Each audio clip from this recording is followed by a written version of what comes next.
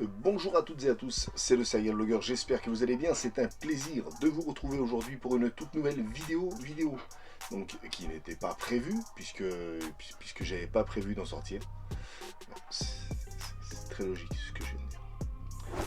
Bref, on se retrouve aujourd'hui pour une toute nouvelle vidéo, et aujourd'hui une vidéo unboxing, puisque je viens de recevoir cette boîte de la part du poteau, du frérot, du Sam de la veine, le Mediavore, alias Maze, alias Sébastien, voilà, qui vient de m'envoyer des DVD qu'il avait dans sa collection, et vu que monsieur passe au Blu-ray, donc voilà, donc il s'est séparé de quelques DVD qu'il vient de m'envoyer, et j'avais envie de faire cette petite ouverture avec vous, voilà, comme ça, même si je sais grosso modo quel film il m'a envoyé, ça me donne aussi l'occasion de pouvoir en discuter avec vous, de dire voilà qu'est-ce que j'ai pensé des films qui sont à l'intérieur, parce que moi voilà j'aime les films, j'aime la vie, donc on va pas tarder plus longtemps, on va ouvrir immédiatement cette boîte, regarder ce qu'il y a à l'intérieur. Peut-être qu'il m'a fait une ou deux surprises, je sais pas, parce que je sais qu'il avait 2-3 trucs un peu obscurs et un peu sombres dans sa collection, donc écoutez, on va voir ça tout de suite. Je sais qu'il y a des choses qui sont extrêmement cool, il y a des choses qui sont très sympas, bref, c'est parti, ouvrons la boîte tout de suite. Ça c'est vachement bien, toi, ces boîtes Colissimo, pour les ouvrir, c'est quand même extrêmement cool. J'ouvre tout de suite, et là on tombe sur un film. Est-ce qu'on peut dire que c'est un grand classique? Oui, on peut le dire, c'est un grand classique. Les Misérables, donc avec Lino Ventura, Jean Carmet, très grand classique du cinéma, réalisé par Robert Hossein.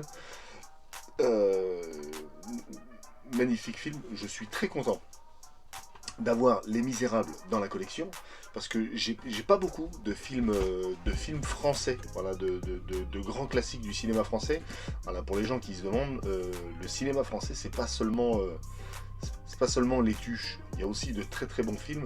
Ça c'était un film, voilà, magnifique, donc le célèbre roman de Victor Hugo, donc à voir absolument. Alors ensuite, encore un film français, celui-là aussi, j'aime beaucoup. C'est La Vérité si je mens. Là, on est sur une comédie.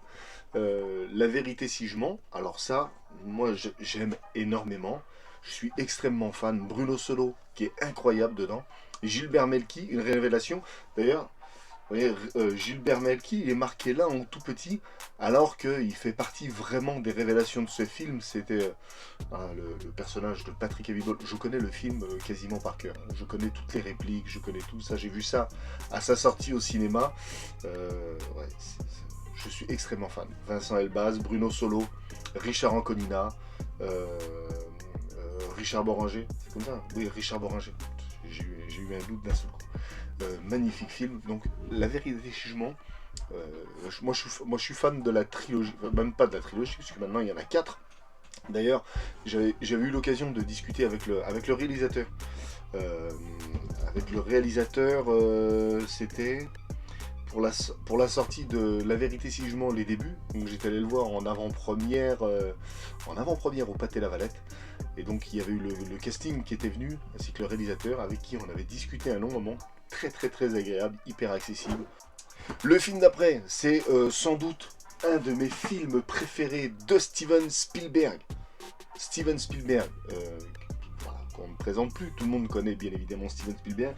Et c'est pas un film comique et c'est pas un film pour enfants, mais c'était certainement l'un des films les plus bouleversants qui m'a été donné de voir. C'est La Liste de Schindler, évidemment. Liam Neeson, incroyable. Sir Ben Kingsley, voilà, qui est nettement meilleur que dans Iron Man 3, on va pas se mentir. Comme quoi on peut faire de très bons films et aussi de très merdiques. Je me suis dit, Liam Neeson a également fait Taken, spécial dédicace au beau parleur. La Liste de Schindler, magnifique, poignant, bouleversant, bref, film qui parle d'un des sujets les plus graves de notre histoire. Voilà. La Liste de Schindler, absolument à voir, c'est magnifique. Ensuite,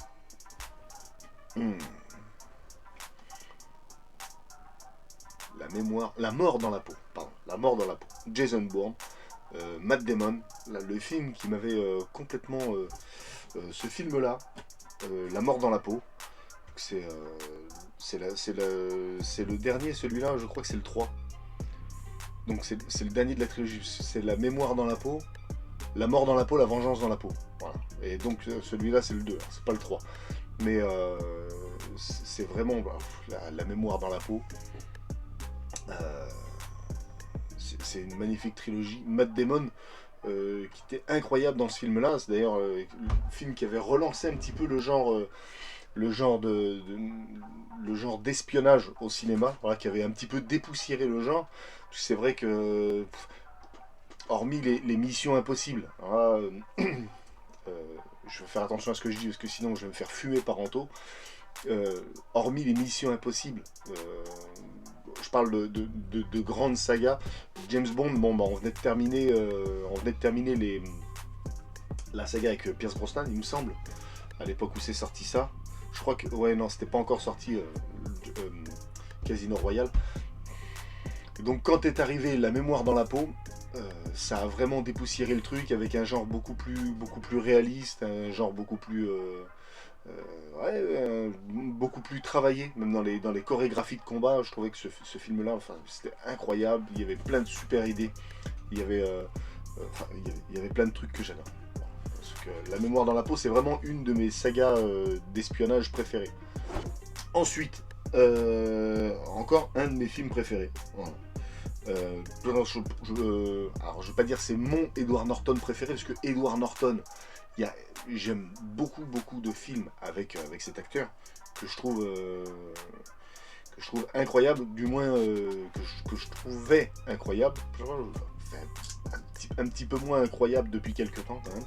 Mais voilà. American History X, pareil. Donc là on n'est pas sur de la gaudriole, hein, on n'est pas sur du comique. Mais ce film-là, je trouve absolument incroyable du début jusqu'à la fin. Les parties de flashback filmées en noir et blanc. Justement, je trouve qu'il y a un vrai travail au niveau de la réalisation. Il y a une vraie identité visuelle entre ce qui se passe dans le présent, ce qui se passe dans le passé, avec les scènes, voilà, où on nous montre d'où vient le personnage d'Eric, mais de Edward Norton. Bref, c'est vraiment un film incroyable. Un film qui est violent, qui est brutal, qui est choquant. Je pense que c'est un petit peu le but, et ça, je pense que ouais, pour moi, c'est un des... Ça, c'est vraiment un de mes films préférés. C'est vraiment un de mes films préférés. J'adore American History X, j'adore. Ensuite, ça c'est bon aussi, ça. Ça aussi, c'est très bon. Ça, c'est très bon. À l'époque où c'est sorti, c'était mortel. Destination Finale. Destination Finale, le 1 et le 2, que j'ai beaucoup aimé. Peut-être même le 2 plus que le 1. Mais Destination Finale, c'était incroyable. Incroyable. On ne triche pas avec la mort. Ni hasard, ni coïncidence, ni échappatoire. D'ailleurs, je crois que le mec qui est dans le mec qui est dans la morgue, si je me trompe pas, c'est le gars qui jouait Candyman, l'ancien Candyman. C'était ce film-là, pareil.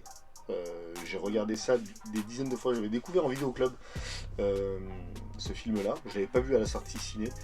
Mais c'est pareil, je suis pas un grand fan de films d'horreur, ou bon, c'est pas un film d'horreur, hein.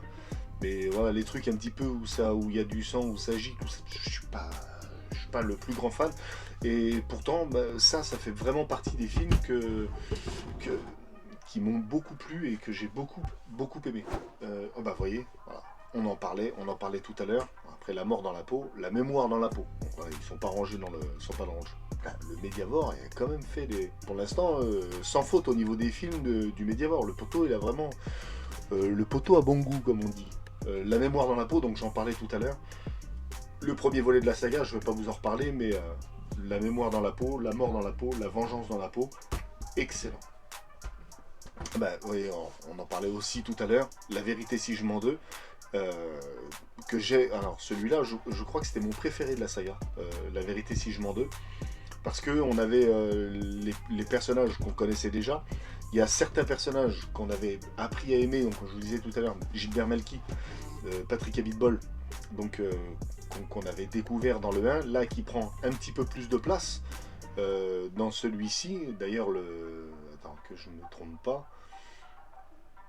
Ouais, non, c'est dans le 3, mais dans celui-là, il prend un peu plus de place. Le personnage, donc, interprété par José Garcia, donc Serge Benamou, prend également un peu plus de place. L'histoire tourne d'ailleurs un peu plus autour du personnage donc de Serge Benamou que dans le premier. Le premier, c'était plutôt Eddie Hubert, le deuxième, c'est Serge Benamou, et le troisième, c'est même Patrick Abitbol. Donc, d'ailleurs, le troisième suit tout de suite derrière, et en vrai, je suis vraiment content.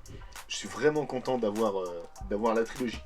Parce que moi, c'est 3 films que j'aime bien. Alors, je sais que ça fait pas l'unanimité, et moi j'aime bien, voilà, un petit peu ce style d'humour, ce style de film. Bref, j'aime bien. J'aime beaucoup les 3, j'aime beaucoup la bande. Je trouve que entre eux, ça fonctionne vachement bien. Il y a quelque chose qui fonctionne, et c'est excellent. Ensuite, ah oui, le Mediavore, de très très bons films, le Mediavore. Whiplash. Ah oui, alors là, Miles Teller, J.K. Simon, sans doute un des meilleurs films autour de la musique jazz qui est sorti ces dernières années. D'ailleurs, ça me fait penser que, quand je parle de films de jazz, j'ai 3 films pour découvrir un musicien de jazz qui va arriver très prochainement. La vidéo est déjà tournée, il faut que je fasse le montage, et Whiplash n'est pas dedans, mais vous verrez pourquoi. Là, on suit les aventures d'un batteur, un apprenti batteur, un gars qui est déjà hyper doué, qui vient dans une espèce d'école, un petit peu une école d'art, où il va suivre les cours donc d'un professeur, un des plus grands professeurs de jazz du pays, parce que c'est les Américains, c'est eux les plus forts. Et donc le gars est complètement psychopathe. Le J.K. Simon est excellent dedans, et Miles Teller est excellent aussi. Comme quoi, tu vois, tu peux faire aussi ce que je disais tout à l'heure. Ben Kingsley, il a joué dans La Liste de Schindler et dans Iron Man 3. Bah, lui, il a joué dans Whiplash, qui est excellent. Bah, il a joué aussi dans Les 4 Fantastiques. Et ça n'empêche pas que voilà, on peut faire de très bons films et d'autres nettement moins. Pour le prochain film, énorme classique, mais énorme classique. Alors là, quand je dis énorme classique, alors ça va peut-être être une révélation, mais c'est un de mes genres cinématographiques préférés. Ça risque même peut-être de surprendre certains, je sais pas. Le Péplum, Ben-Hur. Alors là, Ben-Hur, on est sur du classique de chez classique. Attention, pas le Ben-Hur qui a été refait en 2000, je sais plus combien, 2014, 2015. Là, on parle de Ben-Hur, le vrai Ben-Hur. Charlton Heston. C'est Charlton Heston? Je ne me trompe pas. Oui, c'est ça, Charlton Heston. Le film nominé par 11 Oscars. Film de 1959. Genre le truc qui est plus vu que mon daron. Mais c'est excellent. Moi, ces films-là, Ben-Hur, évidemment, Les 10 Commandements de Cécile B2000. Qu'est-ce que c'est il y avait les Hercule, les Samson et Dalila, un petit peu tous ces films qui parlent un petit peu voilà, de ce qu'on appelle voilà, les péplums. J'adore, je suis complètement fan. C'est les films de l'âge d'or hollywoodien, voilà, vraiment les films de grands studios comme ça, avec des centaines de milliers de figurants, avec des costumes, avec des trucs incroyables. C'était là, voilà, il y avait vraiment quelque chose d'exceptionnel dans ces films-là, et c'est quelque chose qu'on retrouve plus aujourd'hui. Prochain film. Alors le prochain film, est-ce que je prends celui-là ou celui-là? Il y en a un que j'ai vu il y a pas longtemps, j'ai découvert il y a pas longtemps, et un autre que j'ai encore jamais vu. J'ai honte. J'ai honte parce que j'ai jamais vu ce film-là, mais alors que j'ai vu pratiquement toute la filmographie de cet acteur, c'est Taxi Driver. Taxi Driver, on en a beaucoup parlé au moment de la sortie du film de Joker, de Todd Phillips. Donc là, Taxi Driver, donc avec Robert De Niro, je ne l'ai jamais vu. Pareil, les films de Martin Scorsese, en réalité, je crois que j'ai vu tout le reste, je me rappelle pas, il me semble que j'ai vu tous les films de Martin Scorsese, parce que c'est vraiment un réalisateur que j'aime beaucoup. Les Affranchis, Shutter Island, je crois que font vraiment partie de mon top 20, voilà, de mes films préférés. Casino également, voilà, c'est très très grand fan de Martin Scorsese. Et donc Taxi Driver, je ne l'ai pas encore eu et je vais pouvoir le découvrir. Alors là, pour le coup, merci Monsieur Sébastien, merci Monsieur Le Mediavore, merci infiniment. Parce que là, ça va être bonus, scénario original du film et le making-of. Ça, on va se mater ça. À mon avis, ça va être plutôt pas mal. Là, on va arriver sur un film. Ça, j'ai découvert il n'y a pas longtemps. Je me suis fait tranquillou bilou, comme on dit dans le jargon. Tranquillou bilou. Avec le poteau Anto Webeb, qui est un peu fan. D'ailleurs, on en avait parlé. 3 films pour découvrir Tom Cruise. Avec Anto Webed, on n'a pas parlé de celui-là, et c'est Jack Reacher, donc le premier du nom, Jack Reacher, qui est excellent, très bon film. Ça change complètement de Mission Impossible. Je m'attendais à voir du Mission Impossible like, et c'est pas du tout le cas. On est plutôt sur un enquêteur. Alors à vrai dire, voilà, Batman, mais sans la cape et le costume. Voilà, le gars, c'est un enquêteur de folie. Quand il arrive, tout le monde flippe parce qu'on ne sait pas d'où il va débarquer, mais on sait qu'il est là. La scène finale est incroyable. Il y a un très bon casting, très bon casting. J'ai vraiment beaucoup aimé. Le seul, alors je dis très bon casting, le seul point faible pour moi, il y a Jay Courtney, que je supporte pas. Jay Courtney, j'arrive pas. Là, moi, Captain Boomerang, là, pour moi, c'est insupportable. Mais bref. Peut-être aussi parce qu'il a flingué 2 sagas que j'aime beaucoup. Enfin, il a flingué. Il est pour rien, c'est pas de sa faute. Mais il a joué dans 2 films pourris d'une saga que j'aime beaucoup. À savoir Terminator. Parce que dans Terminator, il est nul. Mais pas forcément Jay Courtney, mais le film est nul. Et évidemment, Die Hard. Moi, je sais pas. C'est peut-être à cause de ça que j'aime pas le bonhomme, mais c'est vraiment pas terrible. Ensuite, on a ça. Destination Finale 2, pareil, j'en ai parlé tout à l'heure. La scène d'intro sur l'autoroute, pour moi, c'est la meilleure scène de la Destination Finale. La scène d'intro sur l'autoroute, même encore plus prenante que la scène de l'accident d'avion, donc de Destination Finale 1, parce que dans Destination Finale, dans le premier, ils échappent à un accident d'avion, à un crash d'avion. Et la mort va les pourchasser. Et là, en fait, ils échappent à un carambolage sur l'autoroute et la mort va les pourchasser. C'est le pitch du film, donc c'est pas une révélation. Si vous n'avez jamais vu Destination Finale, regardez le 1 et le 2. Après, le reste, c'est largement dispensable, sauf si vous voulez vous faire kiffer un samedi soir où vous n'avez rien à faire. Mais sinon, ouais, le 1 et le 2, pour moi, excellent. Excellent film. Et même, je préfère même le 2. Voilà, donc... Voilà. Jack Reacher, non, pas Jack Reacher, on en a déjà parlé. Destination Finale 2, excellent. Ensuite, on a ça, Ong Bak, Tony Jaa, un film thaïlandais.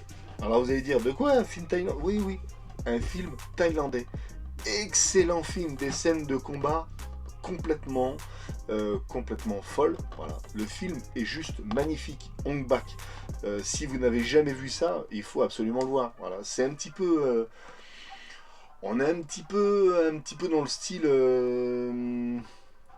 full contact. Dans le sens où c'est un petit peu ambiance tournoi. Voilà. En fait, il y a des vilains méchants qui sont rentrés dans le village donc de Ting de Nampado. Ils ont volé la tête du Bouddha Ong Bak pour être revendu au marché noir comme une antiquité. Et donc ils envoient lui, Ting de Nampado, donc Tony Jaa, pour aller récupérer la tête du Bouddha Ong Bak parce que la malédiction va s'abattre sur le village. Et donc ils envoient leurs meilleurs combattants. Et donc voilà, lui il part pour Bangkok, il me semble, et il va affronter comme ça tout un tas d'adversaires de tous horizons, de tous styles. C'est un petit peu style MMA mais clandestin, et c'est vachement bien foutu. On a des scènes de combat hyper bien chorégraphiées. Bon, après, on a un montage qui a été refait par EuropaCorp, donc la boîte de production de Luc Besson. Donc c'est pour ça qu'on a une bande son qui fait qui ressemble énormément aux années, donc c'est les années 2000 ça. Je sais plus c'est combien. La bande son a fait très 2000, ça fait très 2000. Mais le film est incroyable. Le film est incroyable. Et d'ailleurs il y a deux références. Je crois que j'avais vu deux références à Luc Besson dans le film. C'était c'était vachement bien. Hong Bak c'est vraiment un très bon film de baston. Incroyable. D'ailleurs, le prochain film est également un film où on parle de combat, mais là on parle pas de boxe thaï ou de free fight ou MMA, on parle de boxe anglaise, et c'est un de mes films qui parle de la boxe anglaise préférée. Voilà. Fighter, Mark Wahlberg, Christian Bale, un film alors je me rappelle jamais de son nom, Amy Adams également qui joue dedans, film qui nous parle de l'histoire de Mickey Ward, qui est une histoire vraie, c'était un vrai boxeur, d'ailleurs les deux frères qui jouent dedans sont des vrais boxeurs. Christian Bale, donc, qui interprète Dickie Eklund, donc qui n'a pas le même nom que son frère, certainement des raisons familiales qui leur sont propres et privées, du domaine du privé, mais ceci ne nous regarde pas. Bref, en tout cas, ça parle de l'histoire de Mickey Ward, et je vais pas trop vous en parler, parce que je dois en parler prochainement dans une vidéo qui est également, alors je vous dis ça, mais en fait j'en parle dans une vidéo qui est déjà tournée, et donc je dois finir le montage, et j'en parle un petit peu plus longuement avec un invité. Fighter, excellent, magnifique film, ne serait-ce que pour le rôle d'acteur de Mark Wahlberg, Christian Bale et Amy Adams. Le film est incroyable, il y a plein de bonnes idées dedans, il y a plein de trucs qui sont hyper réalistes, et donc ça parle de la difficulté de la boxe, la difficulté pour un boxeur d'évoluer, certaines difficultés pour un boxeur au niveau aussi par rapport à son entourage. Bref, j'en dis pas plus, j'en parle dans une vidéo qui va arriver dans le courant du mois. Mais Fighter, ouais, c'est excellent film qui parle de boxe. Là on est sur du classique, beaucoup moins sérieux, et ça c'est pareil, enfin, c'est les trucs, ça c'est du film débile mais que j'adore. On est là-dessus. American Pie 2, donc American Pie 2 et American Pie 4 Marion Lay. Donc il manque donc que le 3. Alors moi je vais vous dire franchement, ça c'est voilà, ça c'est les vrais, hein, les vrais American Pie, pas les trucs qui sont sortis après, les trucs en direct ou DVD, c'était naze. Et ça c'était très marrant, des situations comiques à chaque fois, pareil, on a une team. En fait c'est un peu comme La Vérité si je mens. Le film n'a rien à voir avec La Vérité si je mens, c'est pas ce que je suis en train de dire. Je veux dire juste que c'est l'équipe qui fonctionne bien. Il y a une bonne alchimie entre les comédiens, et ça fonctionne entre les acteurs. Ils sont tous aussi différents que drôles. Ouais, c'est vachement tordant. Il y a énormément de situations comiques, débiles au possible, mais ouais, j'adore. Et tu vois, la phrase d'accroche, la première fois, c'est pas de la tarte. C'est tellement drôle. C'est quoi celle-là? Version non censurée. American Pie 2, je crois que c'était mon préféré, American Pie 2. C'est quand ils partent en camp de vacances là. C'est très drôle. Marc, celui-là, il est très drôle aussi. Avec le mariage de Jim.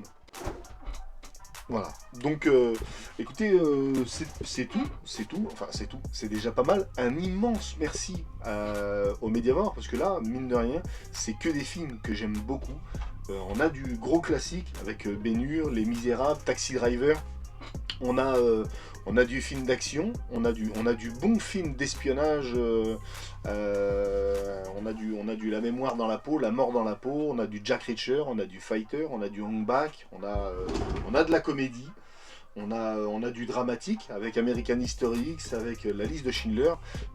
Tout ça, c'est que de très très bons films. Dites-moi dans les commentaires si vous aimez ces films-là, si vous les avez vus, si vous ne les avez pas vus. Dites-moi ce que vous en pensez. Et puis, voilà, faites-moi aussi, voilà, parmi les films que je vous ai montrés, dites-moi s'il y en a que vous n'avez jamais vus. Et puis voilà, et dites-moi aussi voilà, si ce genre de petite vidéo vous plaît aussi également, parce que peut-être que vous en foutez un petit peu aussi, mais comme ça moi je trouve que c'est bien, parce que ça permet de parler un petit peu de films de manière un petit peu différente. Voilà. C'est des films qui sont connus, c'est des vieux films, on ne parle pas forcément de films d'actualité, mais voilà, on parle de films qui sont toutes sympathiques. Encore une fois, je remercie énormément Sébastien, le Mediavore, pour ces films-là, qui vont aller directement embellir et enrichir ma collection de DVD. Voilà, déjà, va falloir que j'augmente un petit peu, que je pousse les murs. Je pense qu'il va falloir que je travaille un petit peu là-dessus, parce que j'ai plus beaucoup de place. Va falloir que je pense qu'il va y avoir du remaniement au niveau de la société, parce que là... je sais plus comment ça marche. Bref, c'est tout ce que j'ai à dire. N'oubliez pas donc voilà de laisser un petit commentaire pour me dire un petit peu voilà que parmi ces films, si vous les aimez, si vous les aimez pas. Par exemple, vous pouvez également me dire que j'ai des goûts de chiottes. Mais enfin bon, là je pense pas quand même. On a quand même de très très bons films. Bref, c'est tout ce que j'avais à dire. Ça fait déjà 2 fois que je le dis. Ça fait déjà beaucoup trop. C'était le Serial Vlogger. Je vous dis à la prochaine pour une prochaine vidéo.